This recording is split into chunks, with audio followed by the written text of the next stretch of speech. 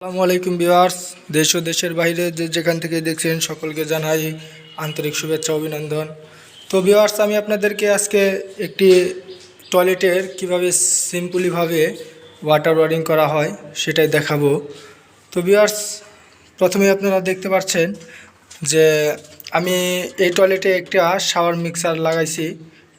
তো আর এই যে পয়েন্টটা দেখতে পাচ্ছেন, এই পয়েন্টটা একটা বেসিংয়ের জন্য রাখা হয়েছে।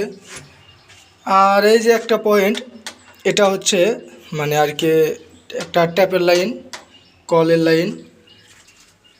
এই যে এদিকে যে পয়েন্টটা দেখতে পাচ্ছেন আপনারা, এটা হচ্ছে আপনার লোডাউনের লাইন, লোডাউনের জন্য রাখা হয়েছে। আর এই যে এইখানে যে পয়েন্টটা দেখতে পাচ্ছেন, এটা হচ্ছে পুশ শাওয়ারের জন্য। তো ভিউয়ার্স, এখন আমি আপনাদেরকে মূলত আসলে এটার মাপ মেজারমেন্টটা সম্বন্ধে একটু জানানোর চেষ্টা করছি। এই যে কলের লাইনটা রাখা হয়েছে, আপনারা সবসময় চেষ্টা করবেন যে ফ্লোর থেকে এই কলের পয়েন্টের মাপটা আপনারা 30 থেকে 32 ইঞ্চির মধ্যে রাখার চেষ্টা করবেন, তাহলে সেটাই সবথেকে সঠিক মেজারমেন্ট। আর এই যে শাওয়ার মিক্সারের যে আপনার পয়েন্টটা, এটা রাখবেন আপনার 45 ইঞ্চির মধ্যে। তো 45 ইঞ্চির মধ্যে রাখলে আপনার মানে ছোটো বড়ো সকলেই খুব পারফেক্টভাবে ব্যবহার করতে পারবে। কারণ যদি আপনি এখানে 45 ইঞ্চি রাখেন, নিচে টাইলসে আপনার আসলে 2 থেকে 3 ইঞ্চি আরও মানে বাদ যাবে, তখন আপনি 42-এর মধ্যে আপনার কভার হয়ে যাবে। আর 42 ইঞ্চি রাখলে ছোটো বড়ো সকলেই খুব পারফেক্টভাবে ব্যবহার করতে পারবে, বড়োদেরও অসুবিধা হবে না, এমনকি বাচ্চাদেরও ব্যবহার করতে অসুবিধা হবে না। আর এই যে বেসিংয়ের পয়েন্টটা, এখানে আসলে মূলত যেহেতু বাথরুমটা অনেক ছোটো, যার কারণে আমরা এখানে একটি কর্নার বেসিং ফিটিং করব। সেই কর্নার বেসিংয়ের জন্য পয়েন্টটি রাখা হয়েছে এখানে। আর আপনারা দেখতে পাচ্ছেন এখানে এই যে ডান পাশে যে পাইপটা, এটা মূলত হচ্ছে ইউপিভিসি প্লাম্বিংয়ের পাইপ। আর ডান পাশে যে পয়েন্টটা দেখতে পাচ্ছেন পাইপটা, সেটা হচ্ছে আপনার সিপিভিসি পাইপ।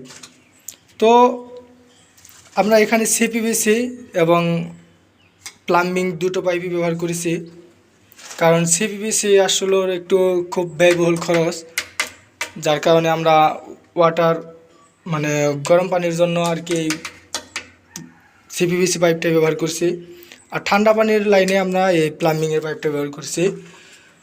আর আপনারা দেখতে পাচ্ছেন যে আমরা এই যে এই দিক থেকে হাইকমোটের পিছন দিয়ে আমরা এই পাইপটা উঠিয়ে দিয়েছি ফলসা দিয়ে। মূলত এখান থেকে উঠানোর কারণটাই হচ্ছে যে আপনার এইখানে মূলত হাইকমোটের লোডাউনটা থাকবে, এমনকি এখানে কিন্তু অন্য কোনো সময় কিন্তু এখানে মানে ড্রিল করার কোনো কাজ থাকবে না ইনশাল্লাহ, আশা করা যায়। যদি দেখা যায় এই সাইড দিয়ে দিতাম, এখানে বেসিং হবে, বেসিংয়ে গ্লাস হবে, শোকেস লাগানো হবে, এই দিক দিয়ে মানে যে কোনো সময় পাইপটা ঢিলে করার সময় ছিদ্র হতে পারে। তো যাই হোক, যার কারণে আমরা এখানে দিয়েছি, এখানেও ইনশাল্লাহ কোনো কাজে ব্যবহার হবে না, যার কারণে আমরা এখানে ব্যবহার করছি, কিংবা এই সাইড দিয়েও ব্যবহার করলে করতে পারতাম, তো এখান দিয়ে করছি। আর আপনারা একটা জিনিস খেয়াল করতে পারেন, সেটা হলো এই যে আমরা ঝর্ণাটা কিন্তু মূলত সিলিংয়ে ব্যবহার করছি। এই সিলিংয়ে ঝর্ণাটা দেওয়ার কারণ, এটা বাড়িওয়ালার ইচ্ছা, সে ওয়ালে না দিয়ে সিলিংয়ে ঝর্ণাটা দিতে বলছে, যার কারণে আমরা এটা করছি। তো ভিউয়ার্স, আজকে মতো এই পর্যন্তই। যারা এখনও আমার চ্যানেলটিকে সাবস্ক্রাইব করেন নাই, তারা আমার চ্যানেলটিকে সাবস্ক্রাইব করে পাশে থাকবেন। তো আমার জন্য দোয়া করবেন ইনশাল্লাহ। আজকের মতো এই পর্যন্তই। আগামীতে ইনশাল্লাহ আরও নতুন নতুন ভালো ভালো ভিডিও নিয়ে আপনাদের মাঝে হাজির হব। তো আপনারা ভালো থাকেন, সুস্থ থাকেন। আসসালামু আলাইকুম।